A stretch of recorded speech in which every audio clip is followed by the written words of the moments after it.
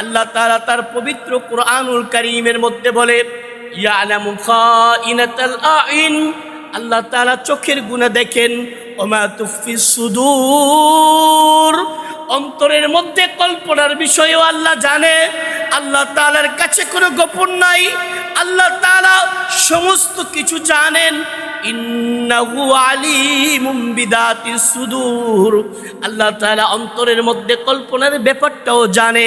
এজন্য বান্দাকে গুনাহ থেকে বেঁচে থাকা হলো সবর, গুনাহ থেকে বেঁচে থাকা হলো সবর। আমরা জানি আল্লাহ রাসূল হযরত ইউসুফ আলাইহিস সালাতু ওয়াস সালামের ঘটনা, ইউসুফ আলাইহিস সালাতু ওয়াস সালামকে যখন কুকর্মের জন্য প্রস্তাব দিল, পবিত্র কুরআনুল কারীমের মধ্যে আল্লাহ বলছেন, ওয়ারাওয়াদাতুহু আল্লাতী হুয়া ফী বাইতিহা আন নাফসিহি গাল্লাকাতিল আবওয়াব। ওই ইউসুফ আলাইহিস সালাতু ওয়াস সালামকে তার সপ্তম কামরার মধ্যে নিয়ে গেল, 7টি দরজা বন্ধ করে দিল। ইউসুফকে বলছে, ইউসুফ তুমি কুকর্ময় রাজি হয়ে যাও। ইউসুফ আলাইহিস সালাতু ওয়াস সালাম চিৎকার করে বলেন, ক্বালা মাআযাল্লাহ, আমি ওই আল্লাহকে ভয় করি যে আল্লাহ হলো একত্ববাদ। ইউসুফের কাছে জুলেখা বলে, না না, আমি তো প্রভুকে ঢেকে রেখেছি, প্রভু তো আমাদেরকে দেখতে পায় না। ইউসুফ বলে, আমি তো সেই প্রভুর কথা বলছি না, যেই প্রভু আমাদেরকে দিনেও দেখে, রাতেও দেখে, অন্ধকার রাতের মধ্যেও দেখে, দিনের আলোতেও দেখে, সকালেও দেখে, ঘুমের মধ্যেও দেখে, সর্ব অবস্থায় যিনি দেখেন তিনি হলেন আমার রব। সুবহানাল্লাহ। আমি ওই আল্লাহর ভয়ে বলছি, ক্বালা মাআযাল্লাহ, আমি ওই গুনাহে লিপ্ত হতে পারবো না। আল্লাহু আকবার। ইউসুফ আলাইহিস সালাতু ওয়াস সালাম যখন জুলেখার প্রস্তাবে স্বীকৃতি না দিয়ে যখন মাআযাল্লাহ বলে, আল্লাহু আকবার, ইউসুফ যখন দরজার সামনে আসলেন, ঠাস ঠাস করে 7টি দরজা খুলে গেল, ইউসুফ নিরাপদ হয়ে বের হয়ে গেলেন। বলেন না সুবহানাল্লাহ।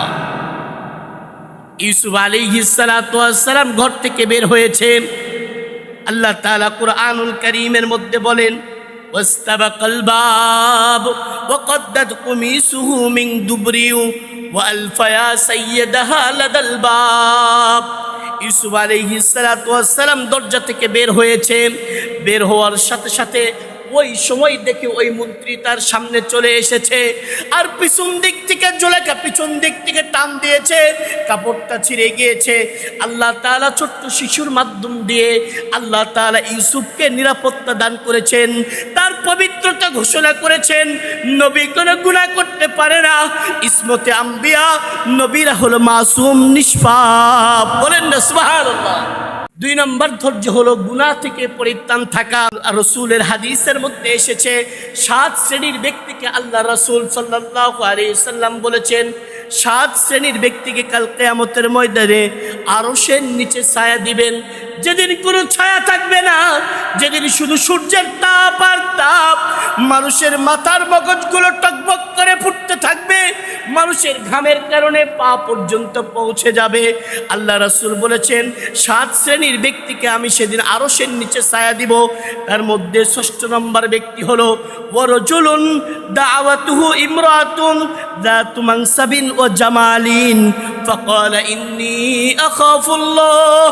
ওই যুবক যেই যুবক যৌবনের তাড়নায় উন্মাদ হয়ে আছে, একজন সুন্দর নারী তাকে প্রস্তাব দিয়েছে, আসো আসো আমরা কুকর্মের মধ্যে লিপ্ত হয়ে যাই।